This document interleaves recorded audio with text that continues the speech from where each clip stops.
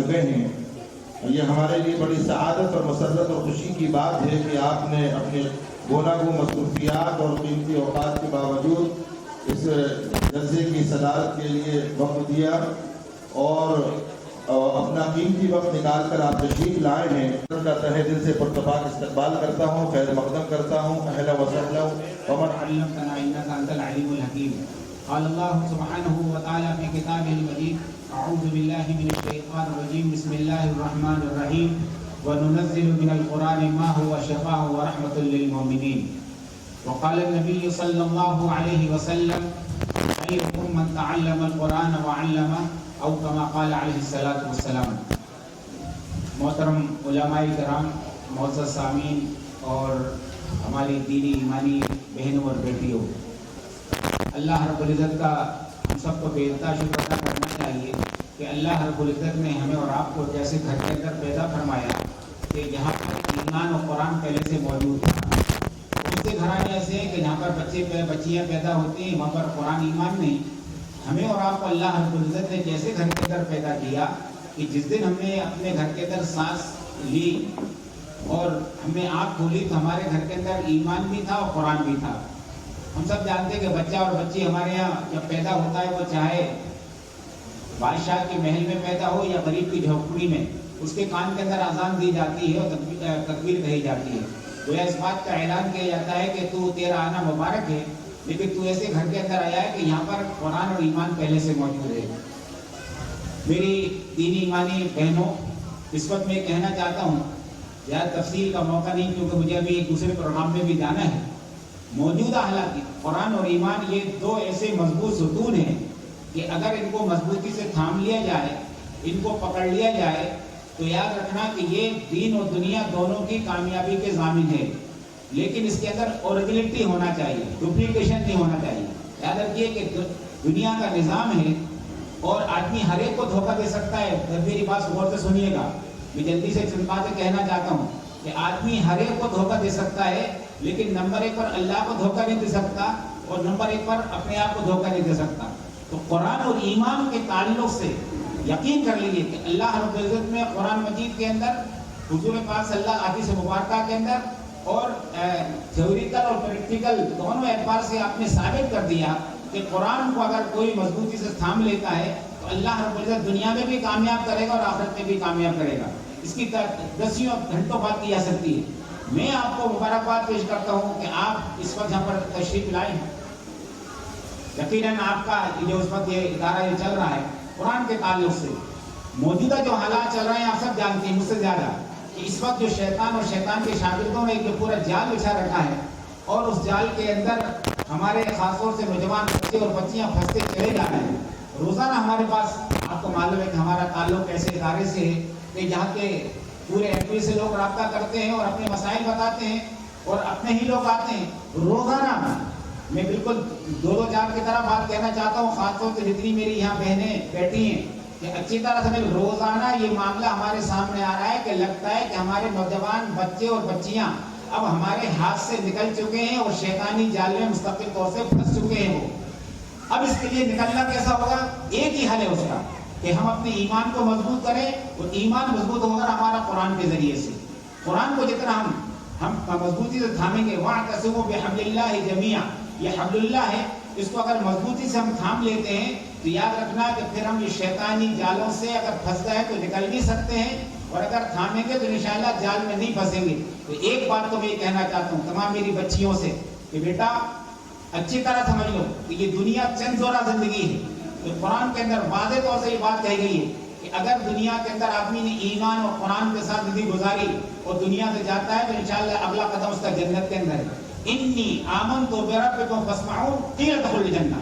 سورہ یاسین آپ پڑھتی ہوں گی، نہیں پڑھتی پڑھنا چاہیے. روزانہ سورہ یاسین پڑھا کریے آپ. ایک مرتبہ سورہ یاسین ہر بہن کو کہتا ہوں، جتنی میری بہنیں بیٹی ہیں سامعین سے بھی کہتا ہوں قرآن کی روزانہ تلاوت کرنا چاہیے نمبر 1 پر تو، اور ساتھ میں سورہ یاسین پڑھیے. سورہ یاسین کے اندر اللہ نے ایک ایمان والے کا واقعہ نقل کیا ہے کہ اس نے جب ایمان کا اظہار کیا تو شہید کر دیا. تو اللہ نے کہا کہ قیل ادخلوا الجنہ، جنت اسے قال یا لیت قومی یعلمون. دیکھیے اس اللہ کے بندے کی تمنا قیامت تک کے آنے والے انسانوں کو عام طور سے، لیکن ایمان والوں کو اللہ نے پہنچا دی یا لیت قومی یعلمون، کاش کہ میری قوم کو معلوم بما غفر لی ربی وجعلنی من المکرمین. دیکھیے یہ دو باتیں، آدمی یہ چاہتا ہے کہ آخرت میں جانے کے بعد اس کی مغفرت ہو جائے اور اللہ عزت کرے. اللہ نے اس ایمان والے کے ذریعے قیامت تک کے آنے والے انسانوں کو دیکھو، اگر کامیابی چاہتے ہو تو ایمان کو مضبوطی سے تھامو، اگلا قدم انشاءاللہ تمہارا جنت کے اندر ہے. اور کروڑا مرتبہ اللہ کی پناہ اگر بے ایمانی کے ساتھ جاتا ہے، یاد رکھنا کہ اگلا قدم جہنم میں ہوگا. تو میں مبارکباد پیش کرتا ہوں ہمارے یہ مفتی دانش صاحب اور ان کی بہن کو، انہوں نے ایک اصل زلزلہ جو کیا ہے کہ اس وقت موجودہ حالات کے اندر جو ہمارے بچے اور بچیاں، میں پھر بھی دوبارہ کہتا ہوں، روزانہ ایسے واقعات پیش آ رہے ہیں کہ سن کے شرم ہمارا سر جھک جاتا ہے. ایسے ایسے گھرانوں کی بچیاں اور ایسے ایسے گھرانوں کے بچے یہ شیطان اور شیطان کی جال میں پھنستے چلے جا رہے ہیں اور سمجھ میں نہیں آتا. اس کا ایک ہی حل معلوم ہوتا ہے کہ ہم اپنے ایمان کو مضبوط کریں اور قرآن کو پڑھا جائے، قرآن کی تعلیمات سیکھا جائے. قرآن نے صاف کہہ دیا ہے وَلَعَبْدٌ مُؤْمِنٌ خَيْرٌ مُشْرِكَةٍ، کہ اگر ایک ایمان والا ہے، اگر وہ مالی اعتبار سے کمزور بھی ہے اور اس کے مقابلے میں ایک بے ایمان ہے اور مالی اعتبار سے بہت زیادہ ہے، تو اس کو لات مار دینا چاہیے. ہم تو ایمان والا قبول ہوگا، بے ایمان کو ہم ہاتھ نہیں لگائیں گے. عورتوں سے بھی کہا گیا کہ تم بھی سنو کہ بھلا مردوں سے یہ بات کہی کہ تمہارے سامنے کوئی لڑکی ایسی آ جائے کہ جو کہ سونے میں لگی ہوئی ہے لیکن بے ایمان ہے، اور اس کے مقابلے میں ایک لڑکی تمہارے سامنے ایسی آتی ہے کہ جو کہ معاشی اعتبار سے کمزور ہے لیکن ایمان والی ہے، تو اس کو قبول کرنا. اور لڑکیوں سے کہا جا رہا ہے کہ بیٹا اگر تمہارے سامنے ایسا لڑکا آ جائے کہ جو کہ بے ایمان ہے لیکن سونے اور چاندی سے اور مال دولت سے لگا ہوا ہے اور تمہیں سر سے لے کر پیر تک اور سونے میں تم کو لاد دے گا اور تم وہ قیمتی جوڑے پہنا دے گا، لیکن اللہ نے کہا کہ تم اسے ریلیٹ کر دینا، اس کے مقابلے میں ایمان والے قبول کرنا جس کے پاس اگرچہ ظاہری مال نہیں ہے لیکن ایمان والا ہے. یقین کر لینا کہ اگر ایمان پر آپ نے معاملہ کر لیا تو یہاں انشاءاللہ پھر جنت میں جانے کے بعد اللہ تعالیٰ تم کو بیاقوت 70 جوڑے پہنائے گا اور وہ معاملہ کرے گا کہ آپ تصور نہیں کر سکتے. تو میں ایک بار پھر مبارکباد پیش کرتا ہوں ہمارے پرویز صاحب کو بھی، اور آپ نے یہ بہت ہی دیکھیے قرآن کا کام تو جہاں جس وقت کیا جاتا، خیرکم من تعلم القرآن وعلمہ، تم میں سب سے بہتر ہوئے، ہم یقین ہونا چاہیے میرے نبی نے کہا ہے کہ تم میں سب سے بہتر ہوئے قرآن کو سیکھے اور سکھائے ہر وقت. لیکن موجودہ حالات کے اندر قرآن کو سیکھنا اور سکھانا اس کی اہمیت اور بڑھ جاتی ہے. جسے کہتے ہیں کہ یہ لائٹ جل رہی ہے، اچھی بات ہے، روشنی ہے، اگر اس وقت تاریکی چھائی ہوتی ہے یہاں پر بالکل اندھیرا خوب ہوتا اور روشنی جلائی جاتی تو اہمیت بڑھتی نہیں بڑھتی اس کی. یاد رکھنا کہ دینی اعتبار سے، اخلاقی اعتبار سے اور کہنا معاشرتی اعتبار سے تاریکی چھائی ہوئی ہے، اس کے اندر اگر نور ہے، روشنی ہے تو صرف اور صرف قرآن کو نور ہے. اللہ نور السماوات والارض، قرآن کی پوری. اس لیے میں مبارکباد پیش کرتا ہوں اور آپ سے کہتا ہوں جتنی میری بہنیں بیٹی ہیں، بیٹی آج سے نیت کر جاؤ کہ انشاءاللہ روزانہ ہمارے گھر کے اندر ہم بھی قرآن کی تلاوت کریں گے اور ہمارے گھر کا ایک ایک بچہ اور بچی قرآن کی تلاوت کرے گا.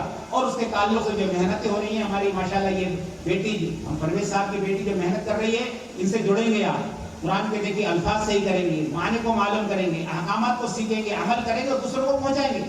یہ کام اگر ہم کرتے ہیں تو یاد رکھنا میری بیٹیوں سن لو اچھی طرح، اگر تم نے اس موقع پر یہ کام کیا تو یاد رکھنا کہ اللہ رب العزت تم کو رابعہ بصریہ اور انشاءاللہ تم خدیجہ اور حضرت عائشہ رضی اللہ تعالیٰ عنہا کے ساتھ تم کو جمع کرے گا انشاءاللہ. حدیث کا اندر آتا ہے حضور نے ایک موقع پر فرمایا صحابہ کرام کو مخاطب کر کر کہ تم ایسے زمانے کے اندر ہو کہ اگر دین کا تم نے 10واں حصہ چھوڑ دیا تو تم ہلاک برباد ہو جاؤ گے، لیکن ایک زمانہ ایسا آنے والا ہے اگر 10ویں پر عمل کر لیں گے تو کامیاب ہو جائیں گے.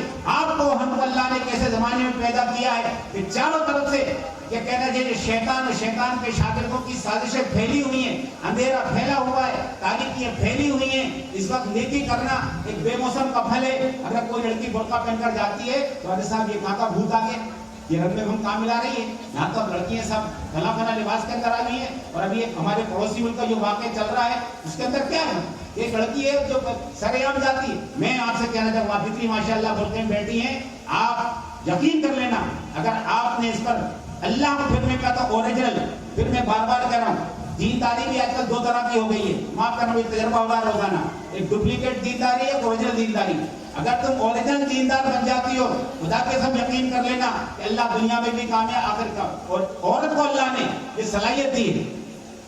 اور پھر دوبارہ جملہ کا سننا ذرا میرا, عورت کو اللہ نے یہ صلاحیت دی ہے کہ اگر عورت اس چیز کو طے کر لیتی ہے تو دنیا کی کوئی طاقت اس کو ہلا نہیں سکتی ہے. قرآن کے اندر دونوں مثال دی گئی کہ دو عورتوں نے طے کیا کہ ہم کو بگڑنا ہے.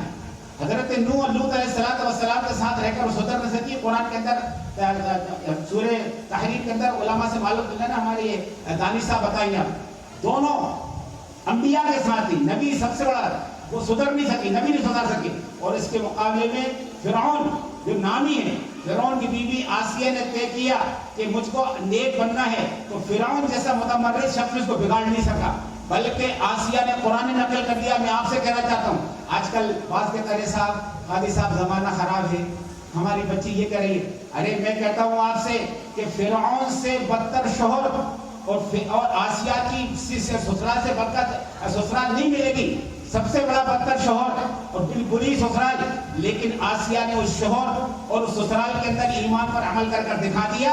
تو اللہ نے قرآن رب ابن لی عندک فی الجنہ, اسے اللہ کی بندی نے سننا. قرآن میں تفصیل کا موقع نہیں کہ اس اللہ کی بندی نے, وہ دیکھیے جب محبت ہوتی ہے ناز بھی ہوتا ہے, تو اس نے اللہ سے کہا کہ اللہ مجھ کو جنت نہیں بلکہ آپ کے پاس رب ابن لی عندک فی الجنہ, اللہ جنت کے اندر مجھے گھر چاہیے, آپ کے پاس چاہیے. تو اگر آپ بھی انشاءاللہ ایمان اور اسلام کو تھامتی ہیں, یاد رکھنا اللہ کو کیا اعزاز کرنے والا ہے, تو آپ تصور نہیں کر سکتے ہیں. اللہ رب العزت ہم سب کو سچا پکا مسلمان بنائے. اور یہ قرآن کی پھر میں دوبارہ کہتا ہوں, جتنی میری بہنیں نوجوان ساتھی بیٹھے ہیں اس وقت, ایک ایک ایمان والے کو یہ طے کرنا ہے کہ انشاءاللہ ہم کو اپنے ایمان کو مضبوط کرنا ہے. ہمارے محلے میں, ہمارے خاندان میں, ہمارے جاننے والوں میں ایک ایک بچی کے ایمان کو محفوظ کرنا ہے. اس کے لیے فکر کیجیے, مشورے کیجیے, محلے کی کمیٹی بنائیے, رشتے داروں کو جمع کیجیے. کسی بچی اور بچے کے بارے میں معلوم ہو جائے کہ تھوڑا سا یہ آؤٹ جا رہی ہے, اس کا دین ایمان خطرے میں ہے, تو آپ کو فکر ہو جانا چاہیے کہ اگر آپ کے گھر کے اندر آگ لگ جائے, خدا نہ خاصہ میں کہتا ہوں, آپ بے فکر میں یاد رکھنا کہ جو بچی بے ایمان ہو رہی ہے, کسی مشرک کے ساتھ جا رہی ہے, تو وہ جہنم کی آگ کی طرف جا رہی ہے. ہم کو تڑپ جانا چاہیے, ہم کو کہنا چاہیے کہ بے مسترب ہو جانا چاہیے, ہم کو کسی پر چین نہیں آنا چاہیے. یہ کیا ہو رہا ہے کہ ہمارے معاشرے کی, ہمارے خاندان کی, ہمارے مقبول کی ایک بچی جہنم میں جا رہی ہے اور ہم خاموش بیٹھے ہوئے. اس لیے میری بہنوں نیت کر جاؤ آج سے انشاءاللہ ہم خود اور ہم ایک ایک بچی کو انشاءاللہ ایمان کے پر مضبوط کریں گے. اس کے لیے محنت کرنا پڑے گی.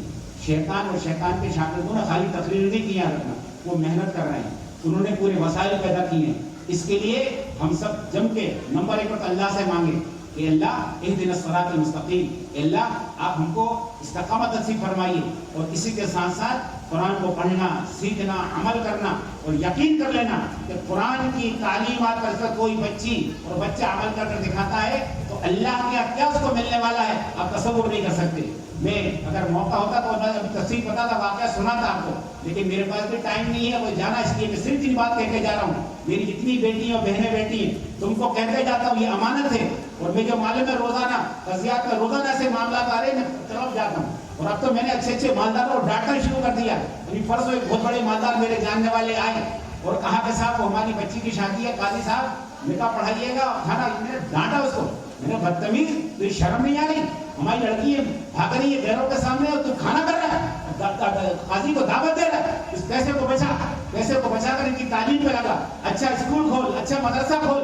یہ دکھاوا کر رہے ہیں تو لاکھوں روپے کا, وہ کانپنے لگا. ارے قاضی صاحب آپ معاف نہیں کرنا, میں کیا روزانہ مسئلے آ رہے ہیں. میں آپ سے بھی کہہ کے جا رہا ہوں, جتنے لوگ یہاں بیٹھے ہوئے ہیں ہم کو اس پر سنجیدہ ہونا ہوگا.